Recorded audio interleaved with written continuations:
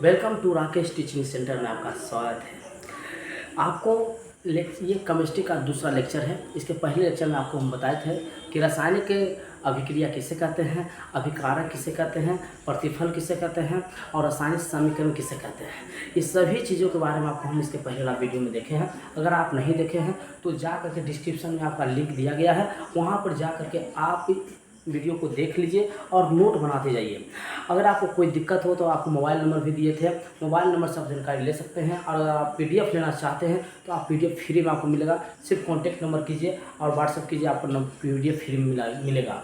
देखिए, आपको हम बताए थे कि रासायनिक अभिक्रिया किसे कहते हैं, रासायनिक समय, तो एक बार रिवाइज करवा देते हैं, उसके बाद हम आगे बढ़ते हैं। देखिए, रासायनिक अभिक्रिया कहते किसे हैं, तो हम आपको बताए थे कि जब दो या दो से अधिक पदार्थ मिल करके एक नए पदार्थ का निर्माण करते हैं तो उसे हम रासायनिक अभिक्रिया कहते हैं।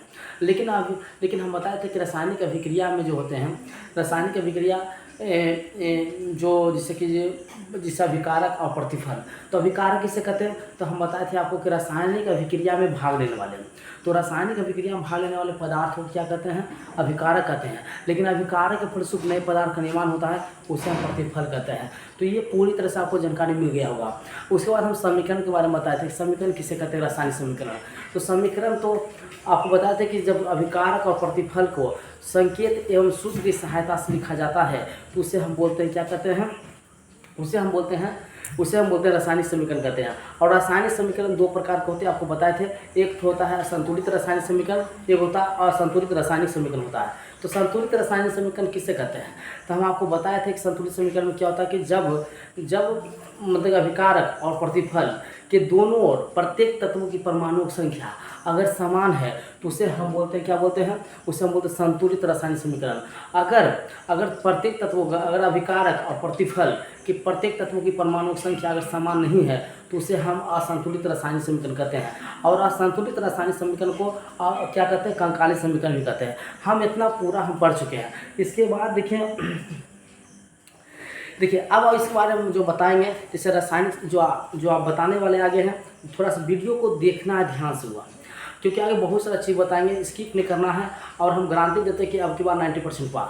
देखिए, रासायनिक अभिक्रिया की विशेषता पढ़ाएंगे। इसके बाद हम जो पढ़ाएंगे रासायनिक समीकरण की सीमाएं क्या होते हैं, विशेषता क्या होती है। तो रासायनिक अभिक्रिया की विशेषता है, तो इसके बाद हम पढ़ेंगे समीकरणों की रासायनिक समीकरण की विशेषता क्या होते हैं।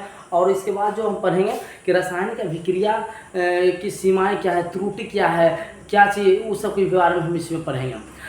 तो ये एक चीज़ आपको बता रहे हैं कि रासायनिक अभिक्रिया की जो विशेषता क्या है। रासायनिक अभिक्रिया विशेषता बहुत विशेषता है। जैसे हम बताए थे कि इसमें रासायनिक अभिक्रिया में क्या होता है, गैस की उत्पत्ति होता है। जैसे देखिए, अगर मान ली जाए कि अगर अम्ल की अभिक्रिया, अगर मान ली नींबू है और नींबू को कीजिए कि ध्यान से, नींबू को कीजिए धातु में डाल दीजिए, या नींबू या कोई भी अम्ल हो, एसिड हो, तो अम्ल को अगर आप मान लीजिए कि रख दीजिएगा तो उसमें गैस निकलता है। आपको पता है गैस क्यों निकलता है, हाइड्रोजन गैस निकलता है। और नहीं तो आप घर में चूना रखने के लिए लाते हैं ना, तो चूना लाने कैल्शियम इसे ऑक्सीक्लोराइड बोलते हैं। इसे बिना बुझा हुआ चूना ही बोला जाता है, बिना बुझा हुआ चूना या कली चूना ही बोला जाता है। तो जब इसको आप डालते हैं पानी में, तो पानी में डालते हैं तो क्या होता है, आपको पानी में डालते हैं तो बोलिए सर इसमें ऊष्मा भी निकलता है और इसमें गैस निकलता है। तो कौन सी गैस निकलते हैं यही बता रहे हैं। तो गैस निकलता है, इसमें कौन निकलता है, तो आपको बताते हैं कि इसमें पता है कैल्शियम हाइड्रोक्साइड बन जाता है कि नहीं। और ये इसमें जो ऊष्मा जो उत्पन्न होते हैं, आपको पता है ये ऊष्मा, वो आगे चल के हम पढ़ाएंगे कि ऊष्मा छिपी अभिक्रिया क्या है।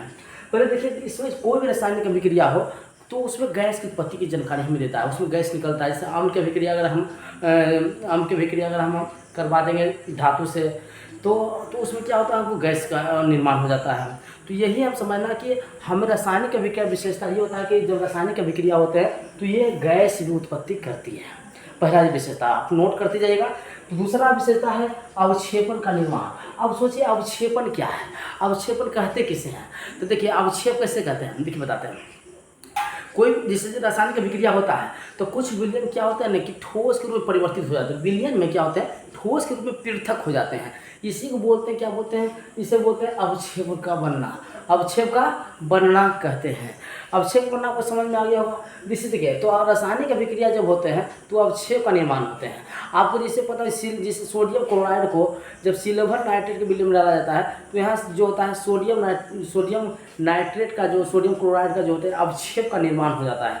तो यही चीज़ समझना है कि अवक्षेप क्या होते हैं। तो अवक्षेप जो होते हैं ना वो आपको हम बताएंगे कि अवक्षेपन अभिक्रिया व्यक्त होता है। आपको परीक्षा में पूछता है कि अवक्षेपन अभिक्रिया किससे करता है। तो ये जो बता रहे हैं कि अवक्षेप का जो निर्माण होते हैं तो अवक्षेपन का भी निर्माण होता है। दूसरी बात रंग में परिवर्तन।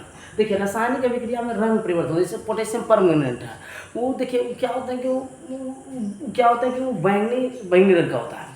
और वो क्या होता है उसको जब उसको अभिक्रिया होता है तो उसका रंग बदल जाता है। तो यही जैसे आप मान लीजिए जैसे कि आपको बताया हल्दी, और हल्दी को आप कीजिएगा ना कि हल्दी जैसे आप देखेंगे सर्फ या कोई भी क्षार जिसे मिला देते हैं तो लाल हो जाता है, तो परिवर्तन होता है कि नहीं रंग। तो यही बात बताना है कि रासायनिक अभिक्रिया विशेषता जो पहला है इसमें गैस की उत्पत्ति होता है, दूसरा जो होता है इसमें अवक्षेप का निर्माण होता है, तीसरा रंग में परिवर्तन होता है। क्या होता है? रंग में परिवर्तन होता है। तो रंग में परिवर्तन होते हैं रासायनिक अभिक्रिया में। अब देखिए, अब उसके बाद ताप में परिवर्तन होते हैं। तो ताप में भी परिवर्तन हो जाते हैं। कैसे होता है इसे समझिए। तो रासायनिक अभिक्रिया में क्या होता है? ताप में परिवर्तन होता है, और ताप में या तो उष्मा देते हैं या तो उष्मा निकलता है। जैसे अभी तुरंत बताया था कि कैल्शियम ऑक्साइड को जल में डालते हैं कली चूना को, तो क्या होता है? कैल्शियम हाइड्रोक्साइड का निर्माण होता है। तो ये इसमें क्या होता है? उष्मा निकलता है। कभी कभी घर पोतने के लिए, मिट्टी घर पोतने के लिए जब लाया जाता है सामान को, तो ये खाने वाला चूना होता है जो खैनी लोग खाते हैं, तो उसमें भी उष्मा निकलता है। तो उसमें थोड़ा बहुत कम निकलता है, लेकिन जो घर वाला जो रहता है चूना जो रंगने के लिए लाते हैं कैल्शियम है ना, कैल्शियम ऑक्साइड या इसे बोलते हैं कली चूना ही बोलते हैं। तो कली चूना को जब लाते हैं, जब जल में डालते हैं तो इसमें उष्मा का निर्माण होता है, इसीलिए इसमें उष्मा निकलता है। तो इसमें जो रासायनिक अभिक्रिया जो विशेषता है वो दो विशेषता है। पहला तो ये है कि इसमें क्या होता है कि उष्मा एवं क्षेपी होते हैं। उष्मा क्षेपी मतलब होता है जिसमें उष्मा निकलता है उष्मा क्षेपी, और जिसमें उष्मा बाहर से मतलब अंदर देते हैं अभिक्रिया कराने के लिए देते हैं। जैसे चावल दाल वाला, इसके पहले वाले वीडियो में बताए थे कि चावल को अगर पानी मिला करके गर्म करते तो उष्मा देते कि नहीं, तो उष्मा अवशोषित करता है तब जाकर खाना बनता है। तो यहाँ पर क्या होता नहीं, उष्मा शोषित होता है। तो रासायनिक अभिक्रिया में जो होते हैं जो विशेषता जो उनका होता है, तो ताप में परिवर्तन होता है, लेकिन ताप में परिवर्तन दो प्रकार से होते हैं। पहला होता है उष्मा क्षेपी, दूसरा का होता है उष्मा शोषी। तो उष्मा क्षेपी मतलब उष्मा निकलने वाला, और उष्मा शोषी मतलब उष्मा देने वाला। उसके बाद हम बताए थे कि अवस्था परिवर्तन। अवस्था परिवर्तन कैसे हो जाता है? तो देखिए, अगर कोई ठोस है तो कोई द्रव भी बन जाता है, और कोई द्रव है तो ठोस भी बन जाता है। बोले सर कैसे? जैसे मोमबत्ती की देखे हैं, मोमबत्ती ठोस है लेकिन आप उसे जलाते हैं तो क्या होता है? पिघलने द्रव अवस्था बनने लगता है। तो ये अवस्था में यानी ठोस अवस्था गैस में बदल जाते हैं, तो अवस्था में भी परिवर्तन होते रहते हैं। ये आपको हम बता दिए कि रासायनिक अभिक्रिया की विशेषता क्या है। ये पूरी तरह से हम रासायनिक अभिक्रिया विशेषता जो 5 था, गैस की उत्पत्ति, अवक्षेपण का निर्माण, रंग में परिवर्तन है कि ताप में परिवर्तन, ताप में जो परिवर्तन होता है वो उष्मा क्षेपी और उष्मा शोषित होता है। और उसमें देखिए अवस्था में परिवर्तन, अवस्था परिवर्तन तो आपको बता दिए थे कि कोई भी जो विलयन होते हैं, कोई द्रव होता है तो ठोस में अवक्षेप रूप में परिवर्तित हो जाते हैं, या कोई गैस में बन जाते हैं। लेकिन सोचिए यही हम समझा रहे हैं, तो ठोस है तो ठोस से गैस में बन जाना, ये ठोस से द्रव में बन जाना, तो ये जब जितने भी होते हैं ये अवस्था परिवर्तन होते हैं। और ये जो होते हैं ये रासायनिक अभिक्रिया की विशेषताएं होते हैं। तो ये आपको समझ में बढ़िया से आ गया होगा। अब हम आगे पढ़ेंगे। देखिए अब ये तो हम पढ़ लिए, अब ये आपको हम कल ये वाला चीज़ नहीं बताते, हम आपको रासायनिक अभिक्रिया बताते, अभिकारक बताते, प्रतिफल बताते हैं।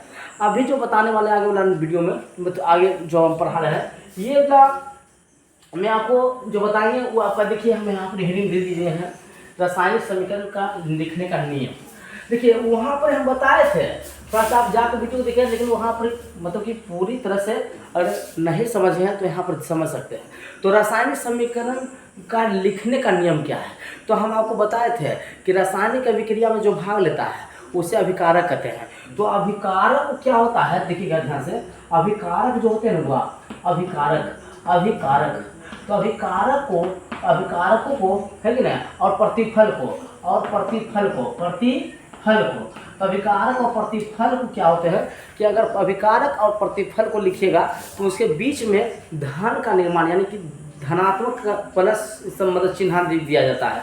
तो अभिकारक और प्रतिफल को लिखते हैं तो क्या होता है, इसे प्लस करके लिखा जाता है कि नहीं। तो धना है कि नहीं के बीच है कि नहीं है ना, धनात्मक चिन्ह का प्रयोग किया जाता है, ये आपने कॉपी में लिख लीजिएगा। जैसे समझिए, अगर कोई मान लेते हैं हाइड्रोजन है और ये ऑक्सीजन है, तो ये दोनों अभिकारक हैं, ये दोनों मिलकर जल का निर्माण करता है H2O। तो आपको क्यों हुआ, तो समझिए बात को, तो ये हाइड्रोजन है और ये ऑक्सीजन है, तो दोनों अभिकारक है और अभिकारकों के बीच, सॉरी यहाँ प्रतिफल लिख देते, तो अभिकारकों के जो बीच होते हैं, सॉरी है ना, सॉरी हाँ सही है, प्रतिफल भी लिख सकते हैं, तो मिस्टेक हो गया, तो प्रतिफल भी लिख सकते हैं। प्रतिफल भी कैसे होगा सर, जो बनेगा तो 2 या 2 से अधिक बनेगा तो उसको भी प्लस के रूप में लिखा जाता है। तो रासायनिक समीकरण को जब लिखा जाता है, लिखने का नियम जो है अभिकारक और प्रतिफल, यानी अभिकारकों के बीच में, इसे इसमें देखिए अभिकारक है ना, तो इसके बीच में लिखा जाता है, और प्रतिफल जैसे 2 या 3 को बन गया तो उसमें भी प्लस करके लिखा जाता है। इसे समझिए, अगर हम मान लेते हैं कि सिल्वर नाइट्रेट AgNO3 है, अगर मान लेते हैं हम NaCl से अभिक्रिया करवा देते हैं, NaCl से करवाते हैं, तो आपको हम बताए थे कि है कि बन जाएगा NaNO3 है कि ना, प्लस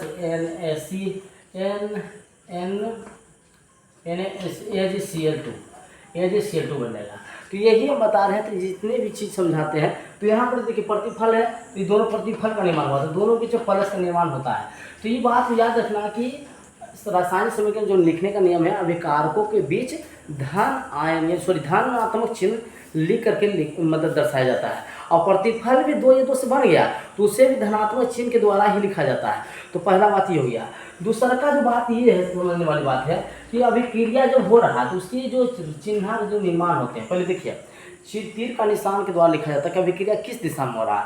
इसे देखिए, ये हाइड्रोजन ऑक्सीजन हो रहा है ना, ये दोनों अभिक्रिया किया तो बना कौन सी, तो प्रतिफल, तो कहाँ किने बन रहा है, तो दिशा दे रहा है, किधर बन रहा है, जल बन रहा है। तो ये बात भी याद रखना है कि रासायनिक समीकरण को जब लिखा जाता है, ध्यान सुनेगा, तो रासायनिक समीकरण को जब लिखा जाता है या रासायनिक अभिक्रिया को जब लिखा जाता है, तो उसमें तीर के जो निशान दिए जाते हैं वो ये बताता है कि अभिक्रिया किस दिशा में हो रहा है। तो देखो, अभिकारक और प्रतिफल को पता लगाने के लिए यही बात होगा कि जो अभिकारक के जो प्रतिफल को जो अलग करता है वो तीर के निशान ही करता है, और ये विशेषता है, यही रासायनिक समीकरण के लिखने का नियम है कि आपको तीर के निशान दे करके लिखना पड़ेगा अभिकारक और प्रतिफल के बीच। तो ये बात आपको समझ में आ गया। देखिए एक चीज़ और रासायनिक समीकरण विशेषता देखिए, ये तो आपको अभिकारक हो गया, ये तो हम दूसरा काम लिखवा देते हैं कि अभिकारकों और प्रतिफलों के बीच तीर का निशान। तो अभिकारक जो होगा, अभिकारक और प्रतिफल तो अभिकारक और प्रतिफल के बीच जो होगा, बीच तीर के निशान दिया जाता है, तीर के निशान दिया जाता है, आपको लिख सकते हैं। ये तो आपको समझ में आ गया होगा। अब जो हम समझाने जा रहे हैं ये दूसरा हो गया। तीसरा देखिए, समझिए तीसरा, देखिए जो रासायनिक समीकरण की जो लिखने के जो नियम है वो अभिकारक, देखिए अभिकारक को बाईं ओर ही लिखा जाता है, आप दाईं ओर नहीं लिख सकते, ये अभिकारक है, अभिक्रिया मार ले रहा, तो अभिकारक को है ना बाईं ओर लिखते हैं और प्रतिफल को दाईं ओर, तो अभिकारक को बाईं ओर, इसमें बाईं ओर लिखा है, अभिकारक को बाईं ओर लिखेगा, अभिकारक को बाईं ओर, ये बायां ओर है कि नहीं, और प्रतिफल को जो लिखिएगा वो क्या लिखेगा, दाईं ओर लिखेगा, क्या लिखेगा, दाईं ओर। तो ये बात याद रखिएगा, प्रतिफल को दाईं ओर और अभिकारक को बाईं ओर। एक चीज़ आप देखिए, रासायनिक समीकरण लिखने के और नियम है। जैसे देखिए, अगर मान लीजिए रासायनिक अभिक्रिया में अगर गैस का निर्माण हुआ है, तो गैस का अगर निर्माण होगा, देखो ध्यान से, गैस का निर्माण, अगर रासायनिक अभिक्रिया में गैस का निर्माण हुआ है, तो गैस का जब निर्माण होगा ना, गैस का निर्माण, तो ये बात भी याद रखिए कि क्या गैस का जब निर्माण होगा तो अभिक्रिया के अंत में जो होगा उसके बगल में अभिकारक जो प्रतिफल के वो क्या होगा, उसके बगल में तीर का निशान ऊपर में दिया जाता है। अगर अभिक्रिया में गैस का निर्माण हो रहा है तो जैसे CO2 गैस निकल रहा है तो उसके बगल में तीर के निशान दे देंगे। अगर कोई अवक्षेप बन रहा है तो अवक्षेप में रहेगा तो उसका अभिक्रिया के नीचे है कि अवक्षेप का जब निर्माण होता है, अवक्षेप का जब निर्माण होता है तो तीर के निशान नीचे दे दिया जाता है। तो हम क्यों बोले, रासायनिक समीकरण के लिखना बहुत आसान है। अभिकारक को बाईं ओर लिखिए, प्रतिफल को दाईं ओर लिखिए, पहला नियम।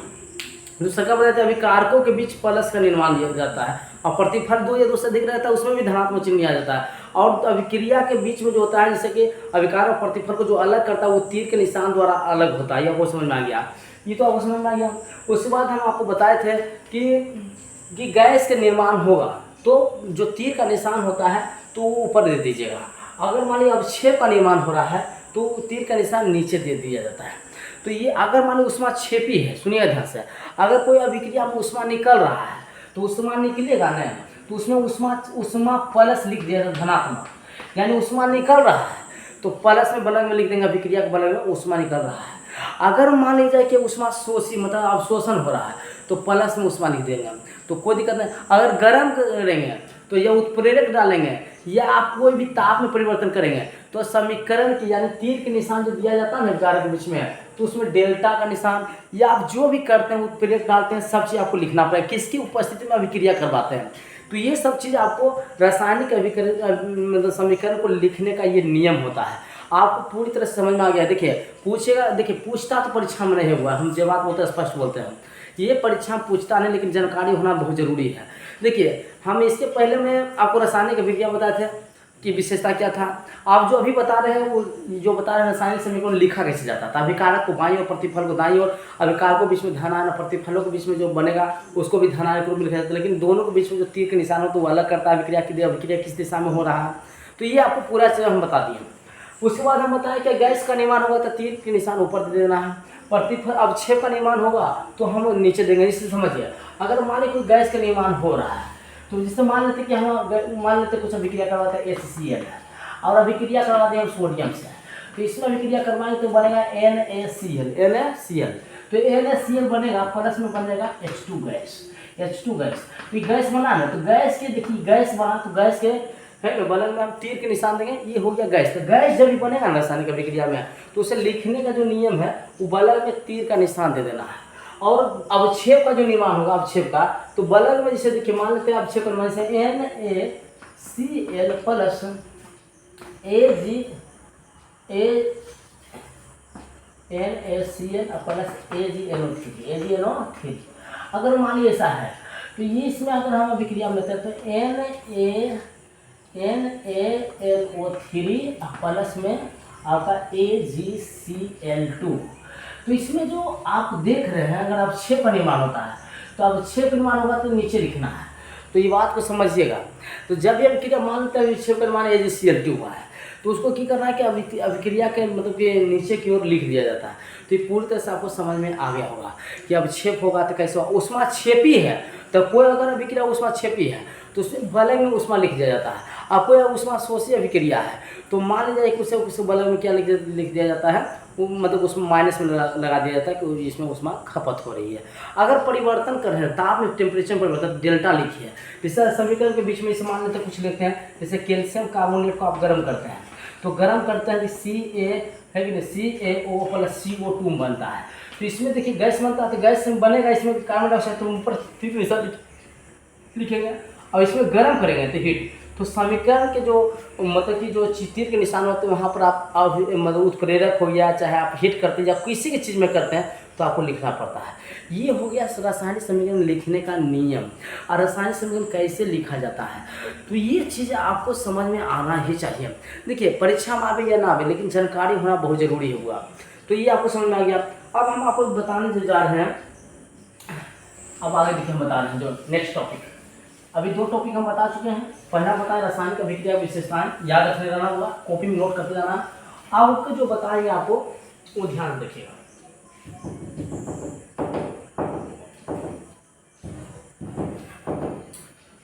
देखिए रासायनिक समीकरण के लाभ या उपयोग कि रासायनिक समीकरण, अगला टॉपिक जो आपका है रासायनिक समीकरण का लाभ क्या है।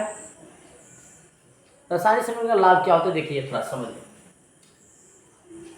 तो रासायनिक समीकरण का जो लाभ होगा, देखिए रासायनिक समीकरण का लाभ, रासायनिक समीकरण का लाभ, रासायनिक, अभी तो इसके पहले पढ़े थे लिखने के नियम है कि नहीं कि रासायनिक समीकरण कैसे लिखा जाता है।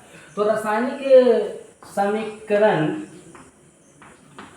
रासायनिक समीकरण के लिखने का नियम, लिखने का नियम, लिखने का नियम तो पढ़ा चुके थे। रासायनिक समीकरण का लाभ हम बता दें, लाभ इसका क्या है। देखिए रासायनिक समीकरण का लाभ क्या है, समझेरी मिलेगा। देखिए रासायनिक समीकरण का जो लाभ है ना बहुत इंपॉर्टेंट है। देखिए लाभ यही है और नुकसान भी है, दोनों है। तो हम पहले लाभ का जिक्र करेंगे, लाभ क्या, उसके बाद हम पढ़ेंगे सीमाएं क्या है, इसका त्रुटि क्या है कि ना। देखिए रासायनिक समीकरण का जो लाभ है ना, जैसे देखिए जब रासायनिक समीकरण लिखते हैं, जैसे रासायनिक अभिक्रिया पर लिखा जाता है था हाइड्रोजन, ऐसे करें देखिए हाइड्रोजन, देखिए ध्यान से hydrogen plus oxygen plus oxygen, तब जाकर के जल का निर्माण होता है, जल में। लेकिन सोचिए समय भी हमको लगा लिखने में, लगा के नहीं, और जगह भी ज़्यादा लग गया। तो यही बात बता रहे समीकरण लिखने से फायदा क्या होता है। अगर हम समीकरण में इसको लिखेंगे, ये तो अभी का अभिक्रिया हो गया, तो अगर हम समीकरण लिखेंगे तो बड़ी सर ये हाइड्रोजन हो गया, और ये हो गया आपका ऑक्सीजन, और ये बन गया आपका जल। तो बताइए हम जल्दी भी लिख दिए, उससे पहले भी लिख दिया, और उससे और कम जगह में लिख दिया।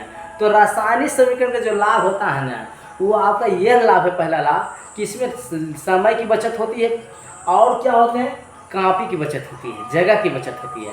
तो कॉपी, कलम और समय की बचत हो जाती है। तो रासायनिक समीकरण तो यही विशेषता है, विशेषता में बहुत खतरनाक है और अच्छा है। तो पहला तो ये हो गया।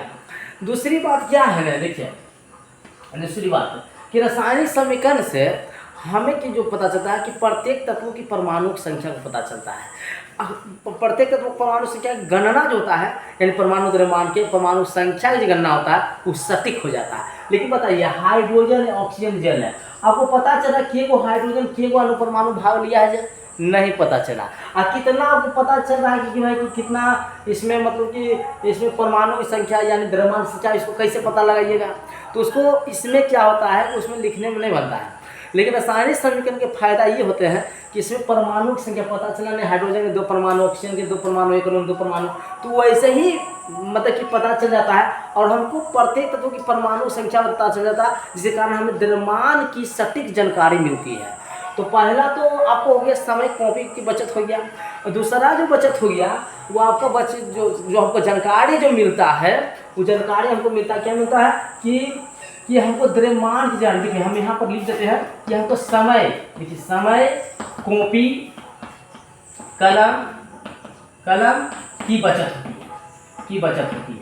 बोले सर इतना लिखने में पहले टाइम लगता था, अब इतना लिखे तो टाइम लगा, समय ही बच गया, और क्या हो गया, हमको समय तो पहले बच भी किया और जगह भी बच गया। तो समय, कॉपी, कलम की बचत हो गया, पहला बात है। दूसरा का बात जो हुआ ना सर कि इसमें हमको द्रव्यमान की जानकारी, देखिए इसमें द्रव्यमान की जानकारी मिलता है, सटीक नहीं मिलता है, कितना परमाणु कितना अणुभाग रहा पता नहीं चला, तो कैसे द्रव्यमान की गणना कीजिएगा। तो यही हम समझा रहे हैं आपको कि इसमें हमको जब रासायनिक समीकरण लिखते हैं तो इसका लाभ ये है कि हमको परमाणु, अणु की और द्रव्यमान की सटीक गणना मिलती है।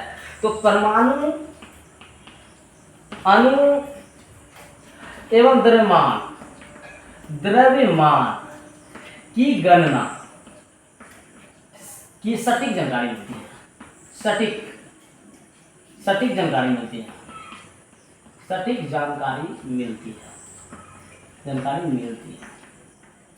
क्या आपको समझ में आ गया। एक बार फिर से बता रहे हैं, देखिए रासायनिक जो समीकरण का जो लाभ है, पहला समय, कॉपी, कलम की बचत होता है। पहले लिखने में इतना समय लगता था, लेकिन अब क्या होते हैं कि अब हमको क्या हो जाता है कि हमको समय, कॉपी, कलम दोनों की बचत हो गई, लिखते हैं, संकेत लिखते रहता है। और इसमें एक चीज़ और फायदा है कि परमाणु, अणु एवं द्रव्यमान की गणना सटीक हो जाता है। तीसरा का जो होता है ना, देखिए तीसरा का कि पूरा विश्व में एक ही प्रकार के मतलब समीकरण चलता है। जैसे देख समझिए, सोडियम को अगर हम Na लिखते हैं ना, तो सोडियम को पूरा दुनिया Na लिखता है, इंडिया नहीं लिखता है खाली। जैसे देखिए सिर्फ पूरा दुनिया में लिखाता है। तो यही चीज़ हम समझा रहे हैं कि जो रासायनिक समीकरण जो लाभ जो होते हैं वो क्या होता है, सोडियम हो गया या पोटासियम हो गया या ऑक्सीजन हो गया, है कि नहीं, या आप जैसे मैग्नीशियम लेते हैं, या कोई क्लोरीन लेते हैं, या फ्लोरीन लेते हैं, कोई भी चीज़ लेते हैं, कोई भी तत्व लेते हैं, पूरा दुनिया में वही चलता है। तो यानी कि देखिए ये नहीं कि अपन लैंग्वेज को लिख रहा है, लैंग्वेज हो सकता है लेकिन संकेत यही रहेगा, पूरा दुनिया में ही चलता है। तो लाभ हमको यही फायदा हो जाता है ना कि इसमें सब दुनिया में एक ही प्रकार के सूत्र एवं संकेत चलता है, जिससे हमें है कि नहीं आगे की पढ़ाई के लिए, जिसे हम मान लेते हैं हार्वर्ड चल गया, चाहे कैम्ब्रिज हो गया, बड़ा बड़ा दुनिया की यूनिवर्सिटी में लोग जाते हैं पढ़ने के लिए। तो क्या होता है कि यहाँ तो देखिए सिर्फ लैंग्वेज चेंज होता है, माने हिंदी है तो इंग्लिश में, लेकिन मेन चीज़ जो मुद्दा होता है जैसे सोडियम, इंग्लिश रहे चाहे हिंदी, सोडियम मैंने लिखाएगा, पोटेशियम लगाएगा, या कोई फ्रेंच से कहाँ ले रहे हैं। तो यही बात हम समझा रहे हैं कि दुनिया में अगर मान लीजिए आप बड़े बड़े यूनिवर्सिटी में जाइएगा पढ़ने के लिए, तो वहाँ पर आपको है कि मैग्नीशियम यहाँ लिख रहा है Mg, तो लंदन में लिखेगा Mg, अमेरिका भी लिखेगा, फ्रांस भी लिखेगा, ब्रिटेन है कि ना, और आपको जर्मनी भी लिखेगा। जो दुनिया में जितने भी देश है वो भी वही संकेत का प्रयोग है जो इंडिया में हम लोग कर रहे हैं। तो ये चीज़ हमको जानकारी मिलता है, और हम देश विदेश जाते हैं तो हम कंफ्यूज नहीं होता है, इनके अलग से जानकारी मिलता है कि सोडियम है, पोटेशियम है। तो यही चीज़ हम समझा रहे हैं कि दुनिया में जाइए कोई दिक्कत नहीं होता है। तो ये पूरी जानकारी आपको मिल जाता है। और एक चीज़ देखिए बताते हैं, रासायनिक अभिक्रिया जो होते हैं ना,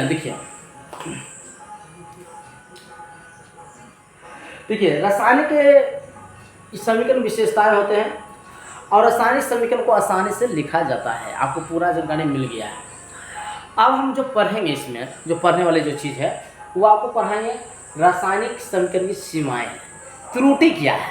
तो थोड़ा सा मिटाते, थोड़ा सा देखिए थोड़ा सा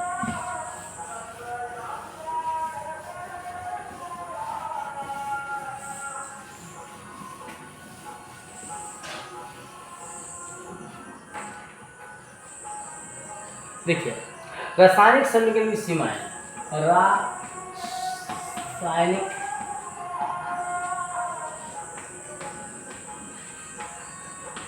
समीकरण की सीमाएं। देखिए रासायनिक समीकरण की सीमाएं क्या है, थोड़ा समझिए बात क्या है कि रासायनिक समीकरण की सीमाएं है, होता क्या। सीमाएं मतलब त्रुटि। इसका त्रुटि क्या है, देखिए इसका त्रुटि तो मेन त्रुटि बहुत सारा त्रुटि है।